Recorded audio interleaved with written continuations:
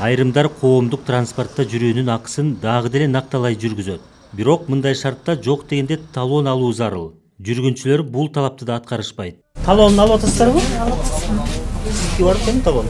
Жок, мен Эгер бул эреже аткарылбаса, жүргүнчүгө айып пул салынат. Мэриянын тиешелүү мекемеси текшерүү иштерин тынымсыз жүргүзө баштады. Автобуска түшкөндө накталай төлөм 20 сом төлөгөндөн кийин сөзсүз түрдө талон айдоочудан талап кылыңыздар сиздер.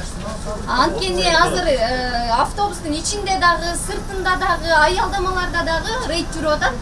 Накталай эмес төлөмдү жүргүнчүлөр Тулпар картасы жана атайын QR код, банк карталары аркылуу төлөп жатышат. Бирок аларды көзөмөлдөө айдоочулар үчүн өзүнчө түйшүк. Төлөгөндөн кийин мына көрүңүзбү, получатель код транспорта айдоочу ушуну текшериш керек да. А кээ көп пассажирлер башка чекти көргөзүп коет да. А негизи айдоочу ушуга көңүл буруш керек. Ушудан бизге айдоочуларга проблема көп чоң болуп атат да. Мына бuyakta чекте турат, анан бул жерде көрсөтүп турат.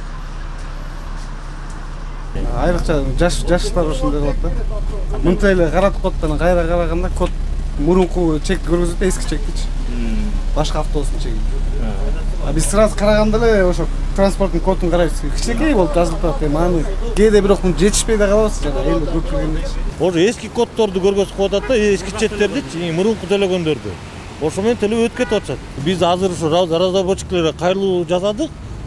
Ошо чекти усовершенствовать бергиле, жана код менен датаны чоңураак кылып бергиле, ошо айдоочуга көрүнүктүү болсун депчи. Себеби мурункундан кичинекей цифра кичинекей болгондон айдоочу көрө албагандан көп неудобство создавать этип атат да айдоочуларгачы. Буга чейинки текшерүүлөрдө бир нече жаранга айып пул салынган. Андиге мына азамат ордунку эштен кирген төлөгөн эмес. Могу QR код менен төлөйм деп атат. Бул QR код рекламный QR код, туурабы? Буга чейин эмнеге төлөгөн жоксуз? Азыр биз текшергенде төлөп атасыз, эмнеге? Айып пул салынып атат. Айып пулдун эсеби бул 10 эсептик көрсөткүч. Такта башкача айтканда 1000 сом. Текшерүүнүн жыйынтыгы менен 13 протокол түзүлдү. Бул накталай жана накталай эмес төлөмдөрү жүргүзүүдө жүргүнчүлөр тараптан накталай жүргүзүүдө талон албагандарга, ал эми накталай эмес жүргүзүүдө бул QR код, ошондой эле карточкалар аркылуу, банктык карточкалар аркылуу жана бул турпал карточкалар аркылуу алдоо болуп атат да. Бул алдоо ошолорду аныкталгандыктан протокол түзүлүп атат. Бүгүнкү күнү 13 протокол түзүлдү. Шаар бийлиги жүргүнчүлөрдүн 65% накталай эмес төлөмгө өткөнүн билдирүүдө. Калганы дагы деле айдоочуга акча сунуп жатат. Бул автобус айдоочуларынын жол кырсыгына кабылышына себеп болууда. Белгиленген каражатты топтоп өзүнө да арттырып калуу үчүн айдоочулар жарышууга мажбур болуп жатышат. Мындай кырдаалдан кутулуунун бир гана жолу шаар тургундары толугу менен накталай эмес төлөмгө өтүшү керек.